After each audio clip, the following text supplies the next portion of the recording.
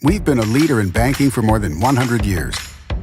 You'll find us here, at home, on your phone, and everywhere you go. Renaissance Bank. Understanding you. Member FDIC. Equal housing lender.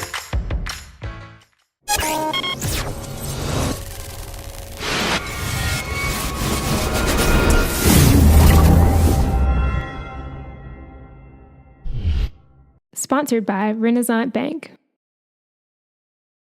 Good morning. Welcome to Daily Journal Newsbreak, sponsored by Renaissance Bank. Today is Tuesday, September 25th, and I'm your host, Elizabeth Walters.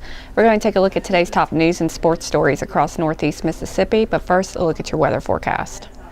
Today we'll have partly to mostly cloudy skies with a 60% chance of thunderstorms, and today's high will be around 83 and a low around 71. And over the next 3 days, on Wednesday, we'll have showers and thunderstorms with a high of 77 and a low of 61. On Thursday, mostly cloudy skies with a high of 80 and a low of 64. And on Friday, cloudy with a high of 82 and a low of 66. And here's a look at some of today's top headlines. 2 Mooreville men were arrested last weekend, and more than $13,000 worth of personal property is being recovered following a social media scam. Officials held a press conference Monday afternoon and said Lewis Rogers and Renshay Dean were arrested Thursday after allegedly casing their neighbor's vacant property. The homeowner, Sam Hollis, was away for 3 months, and it's believed that Rogers and Dean entered the residence, took photos of tractors, trucks, and personal items, and posted them on Facebook as items for sale, as well as on the mobile classifieds app letgo.com.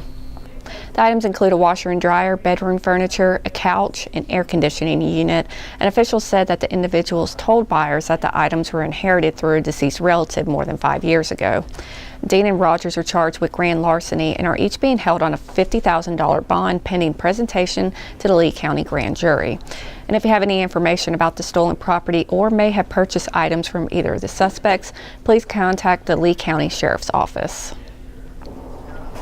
And Lee County supervisors have reversed a stance by board president Mike Smith and will allow candidates for judicial, county, and state offices to offer campaign speeches during meetings. On the motion of District 4 Supervisor Tommy Lee Ivey, the board unanimously voted to allow the candidates to speak, and this comes after Smith said in August that he would not allow them to. Smith's actions drew criticism since a candidate seeking a county court judicial post already addressed the board in July. Supervisors discussed several ideas and at times were confused about the policy proposals under discussion.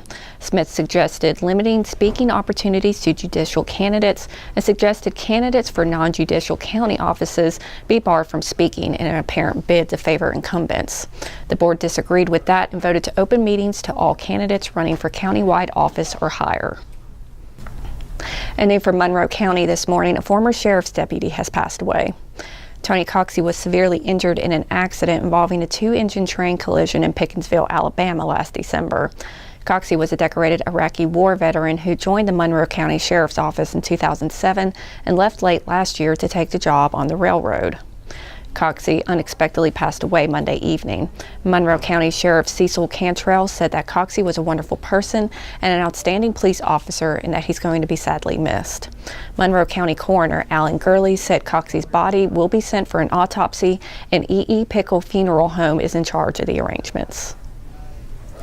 And in sports, Mississippi State head coach Joe Moorhead said that emotions got the best of his team in the 28-7 loss at Kentucky last week, and his staff has a new punishment plan in place in order to deter those actions in the future.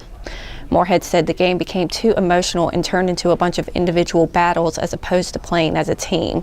But moving forward, any unsportsmanlike conduct penalty will result in the player having to stand next to Moorhead on the sideline, and he can return to the game when Moorhead says he's allowed to.